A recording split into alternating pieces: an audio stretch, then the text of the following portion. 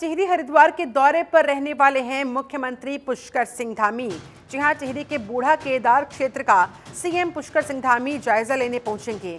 हरिद्वार में आयोजित भजन संध्या में वो शिरकत करते नजर आएंगे। हेलीकॉप्टर से कांवड़ियों पर सीएम धामी पुष्प वर्षा भी करवाएंगे। इसके अलावा प्रशासन ने सीएम धामी के इस कार्यक्रम के मद्देनजर सारी तैयारियां पूरी कर ली है।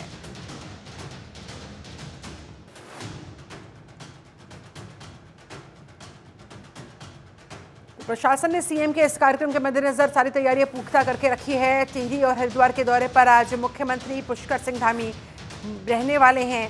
टिहरी के बूढ़ा केदार क्षेत्र जाएंगे सीएम धामी। वहां पर क्या कुछ परिस्थितियां हैं उसका जायजा लेते नजर आएंगे सीएम धामी। हरिद्वार में भी फिर वो पहुंचेंगे, भजन संध्या में वो शिरकत करते दिखाई देंगे। तो इस तरह से आज का टिहरी का और हरिद्वार का मुख्यमंत्री पुष्कर सिंह धामी का ये दौरा तय है, ये शेड्यूल, ये कार्यक्रम, जिसको लेकर प्रशासन ने अपनी तैयारियां भी पुख्ता कर ली है।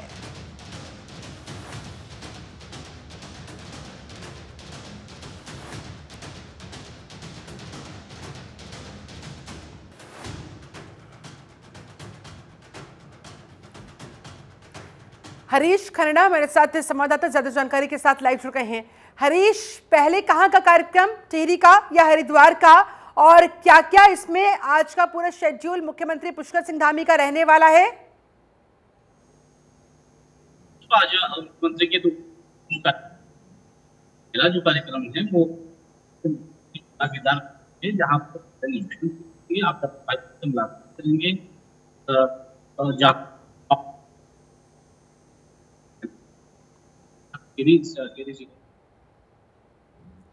हरीश, आवाज आ नहीं पा रही है, मैं दोबारा कनेक्ट करवाती हूँ, दोबारा आपसे संपर्क करते हैं।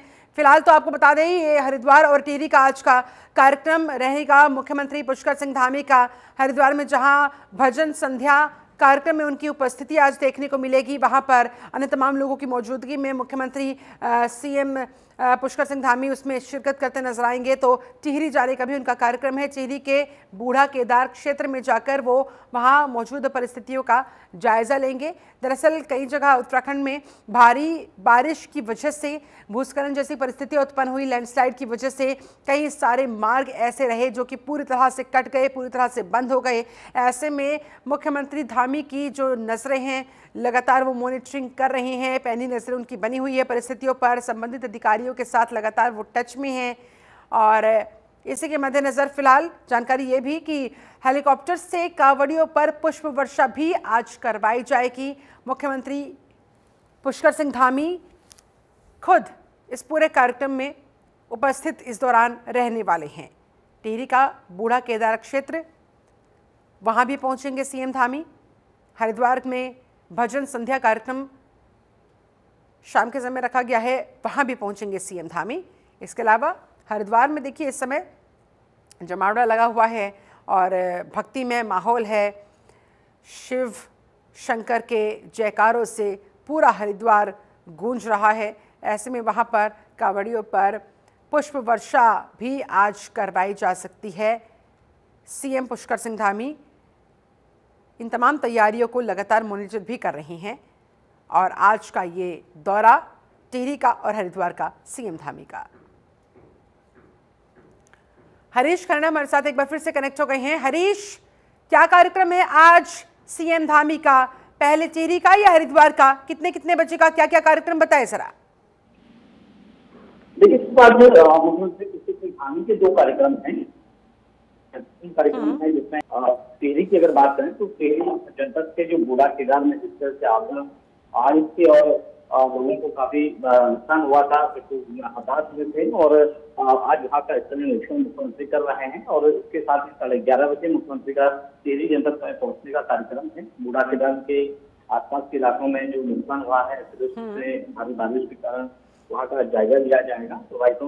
प्रभावित क्षेत्रों का सभी मुआयना मुख्यमंत्री करेंगे। राहत और बचाव कार्यों में भी जो स्थलीय निरीक्षण है वो आज मुख्यमंत्री वहाँ पर करने वाले हैं। साथ ही साथ 2 बजे का कार्यक्रम की बात करें तो 2 बजे मुख्यमंत्री हरिद्वार पहुंचेंगे, जहाँ पर ओमपुर पर आयोजित भजन संध्या में प्रतिभाग करेंगे। इसके अलावा मुख्यमंत्री कांवड़ी से चरण वंदन यहाँ पर भी करते हुए नजर आएंगे। मुख्यमंत्री हेलीकॉप्टर से कांवड़ियों पर पुष्प प्रसाद करेंगे। तो बहुत महत्वपूर्ण है जिस तरह से प्रदेश में इस समय काफी चारधाम यात्रा के साथ साथ कांवड़ यात्रा भी चल रही है। बहुत भव्य तरीके से यात्रा अपने चरम पर है। तमाम जो श्रद्धालु हैं, जो शिव भक्त हैं, लगातार उत्तराखंड का रुख कर रहे हैं, चाहे वो नीलकंठ में हो, चाहे वो गंगोत्री धाम में हो, सभी जगह गंगा का जल जो है शुद्ध जल से यहाँ से ले जाया जा रहा है और बहुत बड़ी संख्या में जो कांवड़िया हैं वो उत्तराखंड का रुख कर रहे हैं। तो आज उसी का उत्साह वर्धित करने के लिए मुख्यमंत्री पहुंच रहे हैं। साथ ही साथ जो तमाम पुलिस की जो टीम है, जो प्रशासन की जो टीम है वो लगी हुई है, तो उनसे भी आज मुलाकात मुख्यमंत्री करेंगे। जी ठीक है हरीश, आप हमारे साथ बने रहे, आगे भी आपसे बातचीत जारी रखेंगे। उधर टिहरी में भारी बारिश की वजह से, भूस्खलन की वजह से कई मकान ऐसे जो कि क्षतिग्रस्त हो गए आपदा प्रभावितों को, जिसके बाद प्रशासन वहां पर सुविधा मुहैया करवा रहा है, मदद मुहैया करवा रहा है। टिहरी जिले के बूढ़ा केदार क्षेत्र में दरअसल कुछ मकान जिन्हें नुकसान पहुंचा था, जो क्षतिग्रस्त हुए थे। घटना में 2 लोगों के मलबे में दबने से जान भी चली गई थी। प्रभावितों को शासन की तरफ से जो राहत राशि है, जो सहायता राशि है, वो भी प्रदान की जा रही है। हरीश खन्ना लगातार हमारे साथ जुड़े हुए हैं। हरीश, प्रभावितों को शासन मदद दे रहा है, राहत राशि उन्हें दी जा रही है, लेकिन अभी भी वहां पर किस तरह की परिस्थितियां बनी हुई है, क्या कहना है वहां लोगों का? देखिए सिर्फ जब भी आपदा जैसी स्थिति होती है तो चीजों को संभालने में बहुत ज्यादा वक्त लग जाता है। तो यही कारण है, हालांकि जो जानमाल का जो नुकसान है वो बहुत ज्यादा हुआ है। टिहरी क्षेत्र के बूढ़ा केदार की अगर बात करें तो 2 लोगों की जान इसमें गई है। एक 2 महिलाएं हैं खासतौर पर, और साथ ही साथ लोगों के आवाज को भी काफी खतरा, काफी नुकसान पहुंचा है। तो लोगों को जो शिफ्ट कराया गया है, आज मुख्यमंत्री उसी इलाके का दौरा करने जा रहे हैं। बूढ़ा केदार के तमाम जगहों पर मुख्यमंत्री पहुंचेंगे जहां पर आपदा जैसे हालात बने हैं। बूढ़ा सूली की अगर हम बात करें, बालगंगा की बात करें, तो टिहरी जनपद के तमाम इलाकों का जहां पर भारी बारिश से भूस्खलन हुआ था और उसका निरीक्षण आज मुख्यमंत्री करने वाले हैं। साथ ही साथ जो आपदा में मुख्य सचिव, माफ कीजिएगा, जो आपदा सचिव है, उनकी तरफ से ये कहा गया था कि 24 घंटे के अंदर अंदर आपदा प्रभावित लोगों को मदद दी जाएगी और उनको जो आर्थिक सहायता है वो भी सरकार की तरफ से प्रोवाइड किया जाएगा। तो ये लगातार किया भी जा रहा है। जो राहत शिविर है, जो लोग वहाँ पर रुके हुए हैं, उनको खाने पीने की तमाम जो व्यवस्थाएं हैं वहाँ पर की जा रही हैं। पेयजल और साथ ही साथ बिजली की जो व्यवस्था है उसकी विभाग के द्वारा वहाँ पर की जा रही है, ताकि लोगों को किसी भी तरह से दिक्कतें न हों। आपने जो अपना मंजर को देखा है टिहरी जनपद के जो बूढ़ा केदार में है, तो जो दुकानें हैं वो किस तरह से ताश के पत्तों की तरह पानी में समा गई हैं। साथ ही साथ जो भूस्खलन का, अगर हम एक पूर्ण जो गाँव है, उस गाँव में भूस्खलन से अच्छी तकलीफ में 2 महिलाएं भी आई हैं और साथ ही साथ जो मलबा है पूरे गांव को तबाह कर दिया। तो इन सभी चीजों का आज मुख्यमंत्री स्थलीय निरीक्षण करने वाले। हरीश, वहाँ कितने मकान क्षतिग्रस्त हुए थे और आसपास के जो मकान है, क्या उन्हें भी खतरा इस समय बना हुआ है? देखिए, हालात को संभालने की मजबूत कोशिश यहाँ पर प्रशासन की तरफ से की जा रही है और हालांकि अपनी इस तरह की और ज्यादा दिक्कतें नहीं है। हालांकि अब हम बात करें तो लगभग यहाँ पे 1 दर्जन से ज्यादा जो आवास में लोगों के उनको नुकसान पहुंचा था। साथ ही साथ अगर हम बाजारी क्षेत्र की अगर बात करें, जहाँ पर एक छोटा सा बाजार है, तो वहाँ पर भी कई दुकानें हैं। लगभग 3 दुकानें बिल्कुल क्षतिग्रस्त हो चुकी थी। इसके अलावा जो आसपास की दुकानें हैं जिस पर खतरा मंडरा रहा है, उनको भी छोड़ा गया है। साथ ही साथ जो आवासीय हैं, लोगों के जो रेजिडेंस हैं, उनको भी लोगों प्रशासन के द्वारा खाली कराया गया है और लोगों को जो सरकार की जो राहत जो कैंप है वहाँ पर लोगों को शिफ्ट किया जा रहा है और आपदा जो कैंप है वहाँ पर लोगों को शिफ्ट किया जा रहा है और लोगों को रसद की जो चीजें हैं वो वहाँ पर दी जा रही है। शुक्रिया आपका हरीश खन्ना, इस जानकारी के लिए, इस बातचीत के लिए धन्यवाद आपका।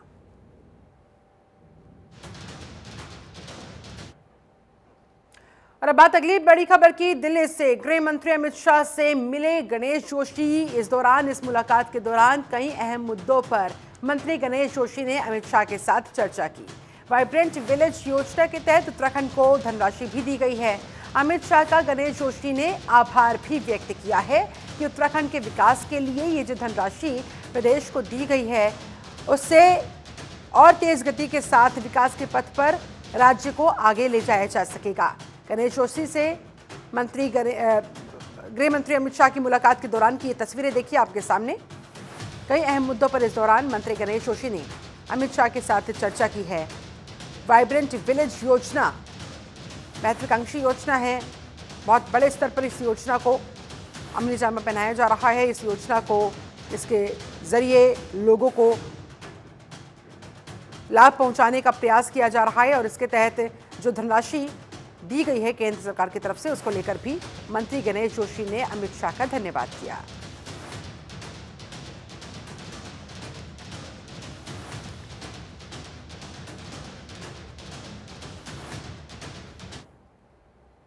और अब बात केदारनाथ मामले से जुड़ी बड़ी खबर की करेंगे। गर्भगृह में सोने के विवाद का मामला, गढ़वाल कमिश्नर ने अपनी रिपोर्ट सौंप दी है। पर्यटन मंत्री सतपाल महाराज को ये रिपोर्ट दी गई है और इस रिपोर्ट में मंदिर समिति को क्लीन चिट दी गई है। सूत्रों के हवाले से फिलहाल, अंदर खाने से फिलहाल ये जानकारी सामने आ रही है कि किसी तरह का कोई आरोप मंदिर समिति पर नहीं लगा है।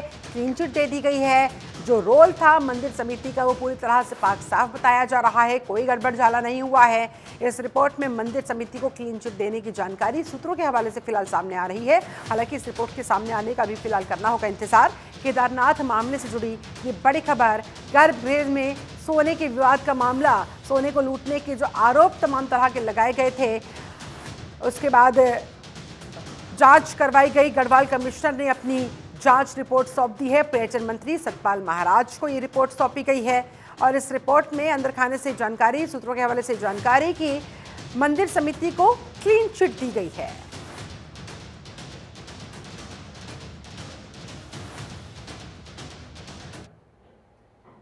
खबर देहरादून से, प्रदेश में भारी बारिश का अलर्ट जारी किया गया है। सभी जिलों में भारी बारिश का येलो अलर्ट जारी हुआ है। कल 9 जिलों में भारी बारिश का अलर्ट जारी हुआ और नदियों का जलस्तर बढ़ने की भी चेतावनी दे दी गई कि नदियां, उनका जलस्तर लगातार बढ़ता जा रहा है। इस वजह से लोगों को एहतियात बरतने के लिए कह दिया गया है। जो घाट के आसपास रहते हैं, जो तटीय क्षेत्रों में रह रहे हैं, उन्हें भी अलर्ट रहने के लिए कह दिया गया है। ऐसे कुल मिलाकर 9 जिले जहां पर ये चेतावनी जारी की गई है, येलो अलर्ट जारी किया गया है। भारी बारिश अभी भी जारी रहने वाली है, यानी कि कुल मिलाकर बारिश से और बारिश की वजह से जो वहां पर बाढ़ की स्थिति उत्पन्न हो रही है, जो जलस्तर नदियों का बढ़ता जा रहा है, इससे फिलहाल राहत मिलने की कोई उम्मीद नजर आ नहीं रही है। कल ही 9 जिलों में भारी बारिश को लेकर मौसम विभाग की तरफ से अलर्ट जारी किया गया था। नदियों का जलस्तर बढ़ने के बाद जो वहां आसपास के इलाकों में लोग रहते हैं, उन्हें एहतियात बरतने के लिए कह दिया गया था ताकि वो समय रहते सुरक्षित स्थानों पर जा सके, अपनी जान को बचा सके।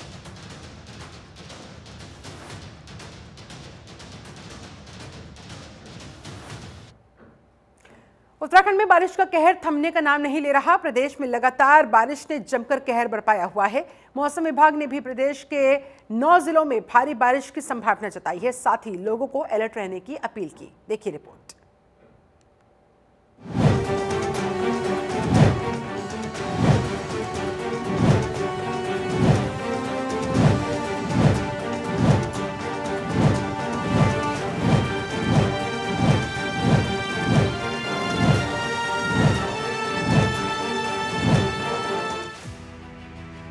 मुसीबत मूसलाधार, बाढ़ बारिश से हाहाकार, खिसक रहे पहाड़, टूट रहे मकान, देवभूमि में पानी का प्रचंड रूप।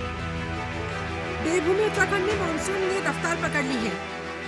कभी कहीं तेज बारिश तो कहीं बाढ़ मुसीबत बन गई है। पहाड़ी इलाकों में बारिश आफत बनकर बरस रही है।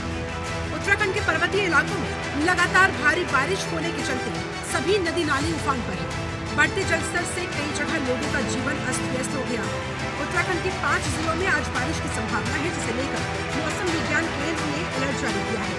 इसके साथ ही लोगों से संवेदनशील इलाकों में न जाने की अपील की गई और नदी नालों के किनारे जाने से बचने की सलाह दी। इन जिलों में भारी बारिश का अलर्ट देहरादून, पौड़ी, चंपावत, नैनीताल, उधमसिंह। मौसम विज्ञान केंद्र ने उत्तराखंड के कुछ जिलों के लिए तेज बारिश का येलो अलर्ट जारी किया। सोमवार को देहरादून, पौड़ी, चंपावत, नैनीताल और उधमसिंह नगर जिले के कुछ हिस्सों में तेज बारिश की संभावना है। उत्तराखंड में 120 सड़कें बंद, चमोली में 28 मार्ग बंद, पिथौरागढ़ में 26 मार्ग बंद, देहरादून में 25 मार्ग बंद, उत्तरकाशी में 6 मार्ग बंद, उधमसिंह नगर में 2 मार्ग बंद,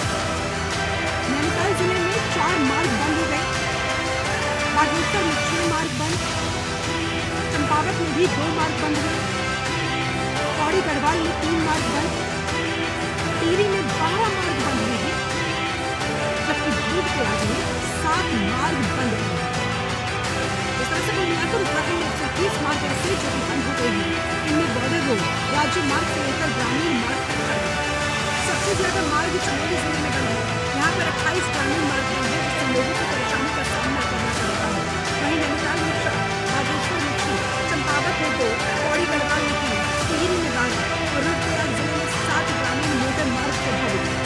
भारी बारिश पर्वतीय क्षेत्रों में हालात खराब। मौसम विभाग ने संवेदनशील क्षेत्रों में न जाने की हिदायत दी है। बता दें बारिश के चलते पर्वतीय क्षेत्र में भूस्खलन जोर में सक्रिय हो रहे हैं, जिस वजह से आए दिन पहाड़ दरक रहे हैं। पहाड़ों पर भारी भारी पत्थर गिरने की वजह से लोगों की जान को खतरा बना हुआ है। बहरहाल उत्तराखंड के मैदानी क्षेत्रों में बारिश से अब राहत नहीं है। मौसम विभाग ने बारिश को देखते हुए लोगों से सतर्क रहने की अपील जरूर की, ताकि आसमान से बरसने वाली तबाही से किसी की जिंदगी न चली जाए।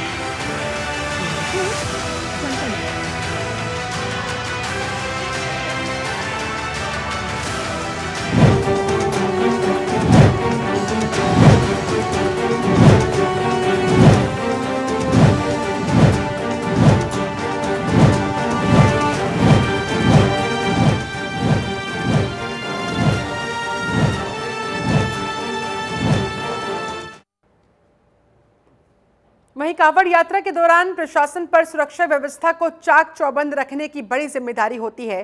करोड़ों की संख्या में हर साल कांवड़िए हरिद्वार और ऋषिकेश में जलाभिषेक के लिए पहुंचते हैं। ऐसे ही कई बार भीषण परिस्थितियां भी देखने को मिली है, जब कांवड़िए गंगा की तेज धारा में नहाते वक्त डूबने लगते हैं। ऐसे में वहां उन्हें बचाने के लिए, रेस्क्यू करने के लिए एसडीआरएफ की कई सारी टीमों को गंगा घाटों पर पहले से ही मुस्तैदी के साथ तैनात कर दिया गया। एसडीआरएफ ने अब तक कांवड़ यात्रा के दौरान 5 दिनों में कुल 40 कांवड़ियों को रेस्क्यू किया है, उनकी जान बचाई है और उन्हें डूबने से बचाने का काम किया। हरिद्वार में 4 टीमें नियुक्त की गई हैं, जिनमें कुल 24 डीप ड्राइवर्स जवान नियुक्त हैं, जो डीप डाइव कर सकते हैं, गहरे पानी के अंदर से भी लोगों को रेस्क्यू कर सकते हैं। वहीं दूसरी तरफ ऋषिकेश क्षेत्र में 2 टीमें तैनात की गई हैं, जिनमें से एक टीम ढालवाला में रिजर्व रखी गई है।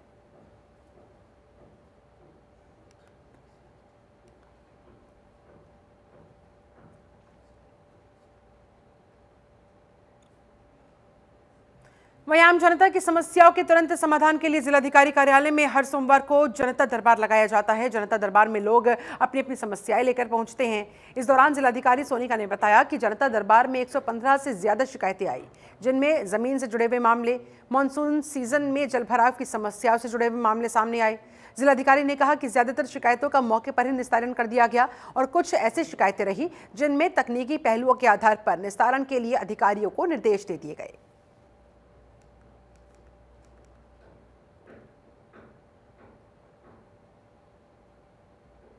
करीबन 115 प्लस हमारे यहाँ शिकायतें आई हैं और इसमें मोर और लेस जितनी भी शिकायतें थी वो लैंड डिस्प्यूट और जो अभी बरसात का सीजन है तो जल भराव की जो शिकायतें थी वो थी।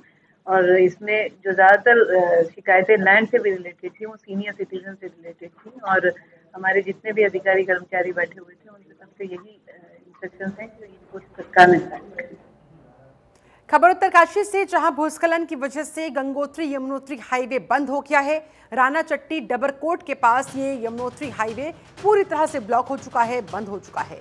बीआरओ और एनएच की टीम वहां पर, नेशनल हाईवे की टीम वहां पर हाईवे को खोलने में फिलहाल जुटी हुई नजर आ रही है। वहां पर रेस्क्यू लगातार जारी है ताकि जो मलबा इस मार्ग पर आ गया है उसको हटाया जा सके, इस मार्ग पर आवागमन को फिर से सुचारू रूप से चालू किया जा सके।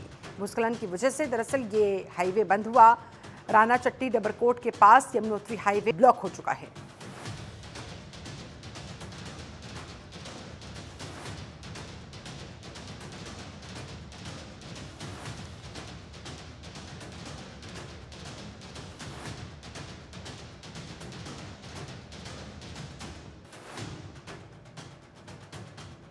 बंद पड़े इस मार्ग को खोलने के लिए वहां पर टीमें लगाई गई हैं ताकि जो मलबा वहां पर आ गया है, बड़े बड़े पत्थर, बड़े बड़े बोल्डर जो भूस्खलन की वजह से वहां सड़क पर आ गए हैं, इस मार्ग पर आ गए हैं, उसे हटाया जा सके। सारे मलबे को क्लियर करते हुए इस रोड को फिर से चालू किया जा सके। बीआरओ की टीम, नेशनल हाईवे की टीम वहां लगातार जुटी हुई है।